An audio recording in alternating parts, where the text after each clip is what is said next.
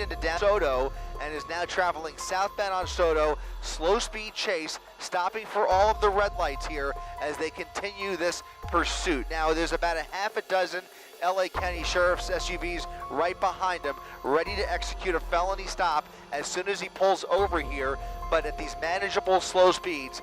Attention adrenaline seekers! Ever seen a real-life high-speed chase? Well, in today's video, we're giving you a front row seat to a wild ride. A daring driver in a stolen SUV leads LASD on a dangerous pursuit right through the heart of LA surface streets. So, let's begin. And it is now heading southbound on Soto. Slow speed chase, stopping for all the red lights here while they continue this pursuit. Now there are about a half a dozen LA County Sheriff's SUVs right behind them, ready to execute a felony stop as soon as he pulls over.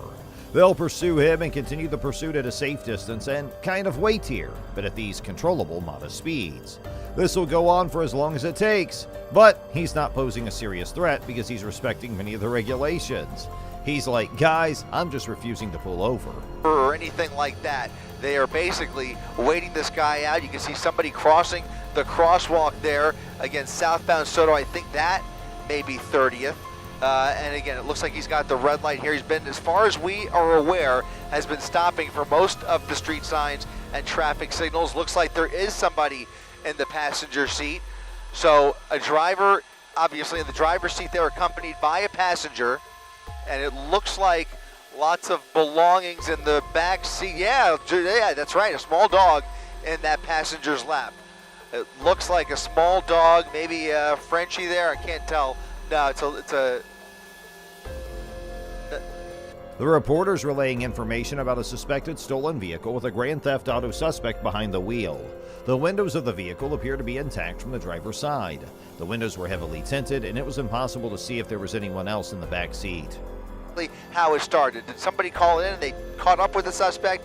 Did somebody see it being stolen? Or is it a LoJack perhaps with some kind of a tracking device inside the vehicle that they picked up on? Too soon to say, but in any event, that's the original one. There could be more crimes associated that maybe they are pursuing him for. That's also a possibility. Going with the flow of traffic here, slowing down, pulling over to the right here, stopping where he has some room to play with. Is there anybody in front of him there, Rob? Let's widen out just a touch. Yeah, he's got some traffic up ahead of him. Once he got on Soto, it's been pretty moderate traffic for much of this pursuit. But again, he hasn't shown any real aggressive driving, not choosing to ride the sidewalk, for example, like we see many times, or kind of swerve around traffic, just going with it, refusing to pull over. So a stolen vehicle, failure to yield, basically the two charges that we can count here. But I suspect there is more to this story. In any event, you have about a half a dozen LA County Sheriff's units. As far as it is known, it has been going on for about 30 minutes or so, maybe a little bit less. The individual's been weaving his way through the east, mostly targeting surface streets. The user notes that the following distance between the primary unit and the SUV is less than a car length, with the primary unit following right up against the SUV's tail. The rear bumper appeared to be using aggressive tactics, but there was still no sign of any kind of pit maneuver or anything like that. The individuals are essentially waiting for that person. Somebody can be seen crossing the crosswalk against southbound Soto. It's thought that it may be the 30th, and again, it appears that he has the red light. As far as it's known, he's been stopping for most of the street signs and traffic signals, giving the impression that there is someone in the passenger seat. But you can see a woman with a stroller on the corner there. We've seen a lot of pedestrians out over the course of this pursuit, but again, they don't appear to be an exceptional danger as he continues to stop at all of the crosswalks, all of the red lights. And they have a decision to make here. Do they want to continue? It's in pursuit mode. You can tell that just by the flashing lights there in the unit right behind that SUV. Do they want to continue this as a pursuit, or do they just want to follow it and meet up with him at some other point? But considering, I think the only reason that this is going on right now, guys, is that the speed is just slow enough. He's basically traveling at a safe speed, and he's not posing an exceptional danger. They're going to follow it as long as they can. The user observed a small dog in the passenger's lap and confirmed its presence by saying, yeah, that's right.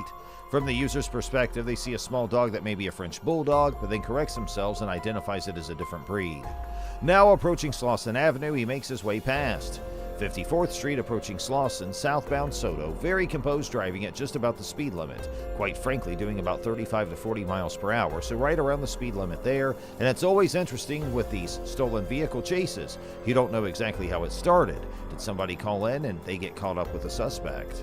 That you would put in the windshield, not sure, but you can tell ever since that pit, he has really stepped on it. Now doing 70 miles per hour northbound on Pacific Boulevard. This pursuit taking on a much different profile now just in the last couple of minutes. We'll see how those tires start behaving, if there's any effect. But you can tell that those sheriff's deputies have now pulled back dramatically as he picks up speed. It's interesting because if it was a successful pit making a right turn, now looks like that's going to be Santa Fe Avenue.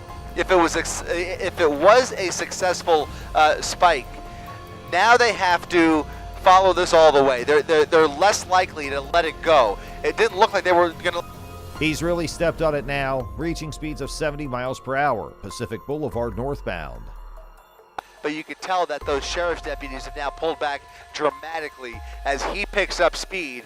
It's interesting because if it was a successful pit making a right turn, now looks like that's going to be Santa Fe Avenue. If it was a successful spike, now they have to follow this all the way. They're less likely to let it go. It didn't look like they were going to, considering he was traveling at such a slow speed, but now doing 60 miles per hour on surface streets, making that right turn on Santa Fe Avenue, and with a little more traffic in his way, you can see him getting a little bit more aggressive as we are in the thick of rush hour just south of downtown LA. Look at this, much more aggressive driving over the double yellow lines, into the median there, doing anything he can to get away from those lead officers in the pursuit. Now we're going to keep an eye on the behavior of the vehicle. As I mentioned, it appeared to be a successful spike strip. Now we've arrived downtown where high-rises abound, so he has plenty of opportunities to fail. That's it. Did he crash? Oh, he crashed! He crashed into that light pole. Okay, that explains it. That explains it. He crashed into the light pole there, which was blocking, that building was blocking our view. That's actually a parking garage, incidentally. So lots of spots for him to hide out here, but he basically crashed into that light pole. Can you tell, Rob, is the woman still in the vehicle? I couldn't tell if she jumped out as well, but she's gone. She is not, yeah, she's gone. The dog appears to be gone, and now, as you can see, guys, not even a hint of law enforcement. And there it is. Oh, they crashed right into that light pole. Okay, that explanation is provided. That is explained. The person crashed into the light pole, which was blocking the view of the building.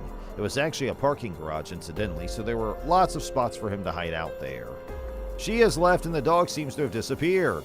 Even if there are tons of witnesses and cameras and all the other resources that will eventually be used to try to track them down, time's working against them as the person has time to either blend in or escape the area altogether.